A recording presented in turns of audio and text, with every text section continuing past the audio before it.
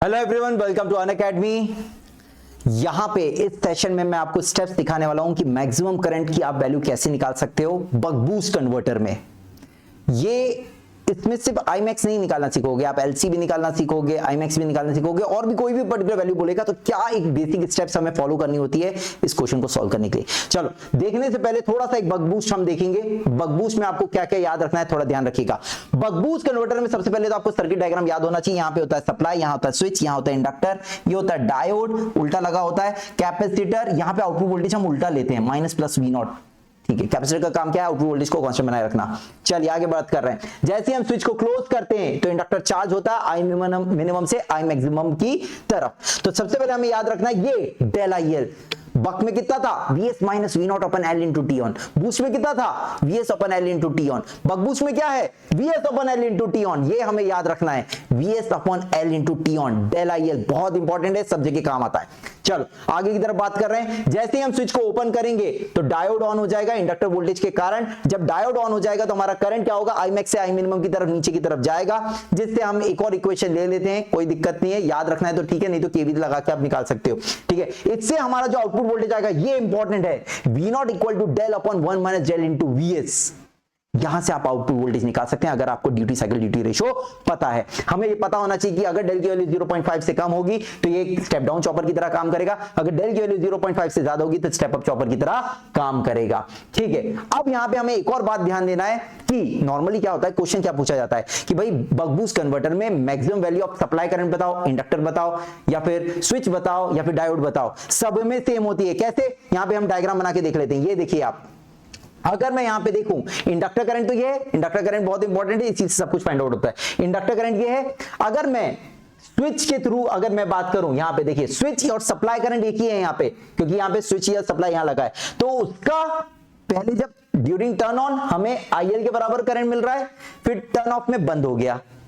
Diode के through देखो, जब ड्यूरिंग टी ऑन 0 मिल रहा है, फिर इंडक्टर वाला करंट मिल रहा है। तो यहां हमें देख के समझ में आ रहा है कि maximum current of diode, switch, supply, inductor सब बराबर है, कोई दिक्कत की बात नहीं है। ठीक है, मगर मिनिमम करंट डिफरेंट हो सकता है। मिनिमम करंट देखो, सप्लाई का और स्विच का हो रहा है 0, डायोड का भी 0 हो रहा है, मगर इंडक्टर का मिनिमम करंट है I minimum.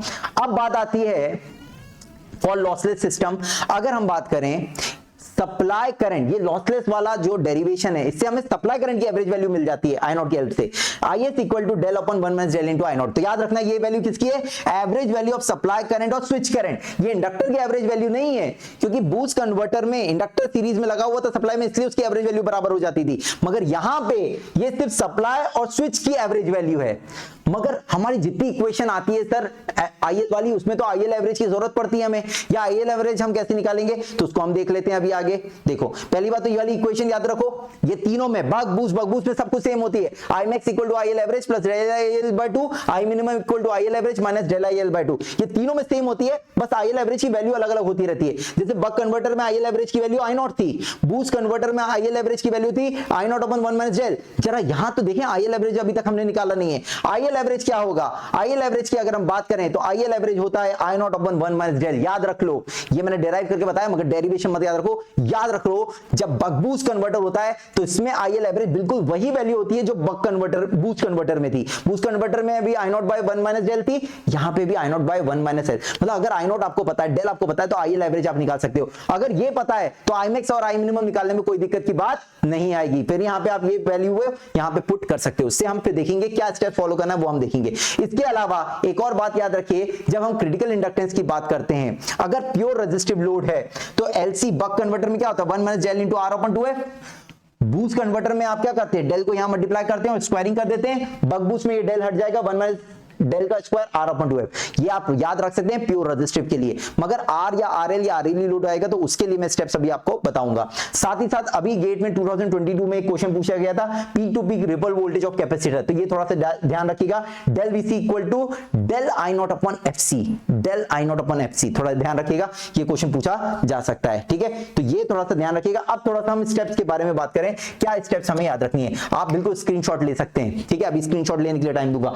Buck boost converter में क्या स्टेप्स हैं? बिल्कुल वही स्टेप्स हैं जो बूस्ट में थी, जो बक में थी। क्या? जब भी हम बात करेंगे बीच में हमें कुछ भी निकालना है तो हम आउटपुट लोड की तरफ जाएंगे। V not equal to del upon 1 minus del into VS, buck boost का formula. I not equal to V not upon R, अगर R RL लोड है तो, अगर RL ही लोड होगा तो I not equal to V not minus E upon R। ठीक है, इसका अगर हम डेल IL की बात करें तो बूस्ट कन्वर्टर में जो फॉर्मूला था वही यहां पे आ रहा है, VS upon L into T on.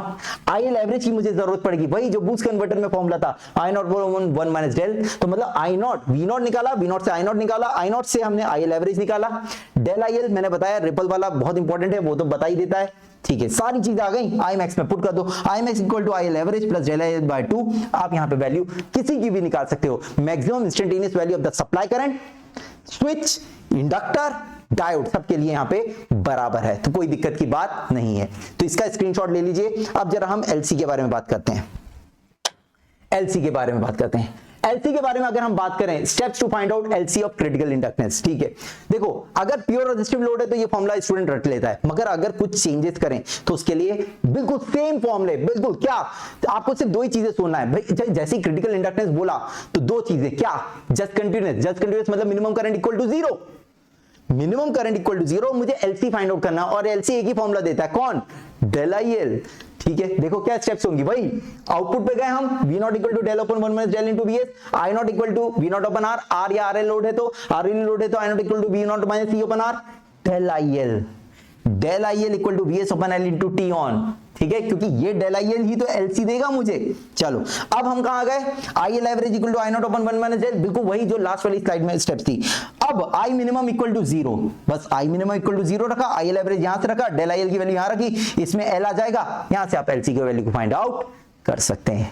ठीक है, तो ये बहुत इंपॉर्टेंट स्लाइड्स हो जाएंगी, क्योंकि ये जो बक बूस्ट में होता है, यहां स्टेप्स में ही तो दिक्कत आती है। अगर स्टेप्स पता चल जाए तो स्टूडेंट कुछ भी कर सकता है। ठीक है, तो अप्रोच बहुत इंपॉर्टेंट है, इसका स्क्रीनशॉट ले लीजिए, ये है आपका बक बूस्ट कन्वर्टर के लिए। Thank you so much.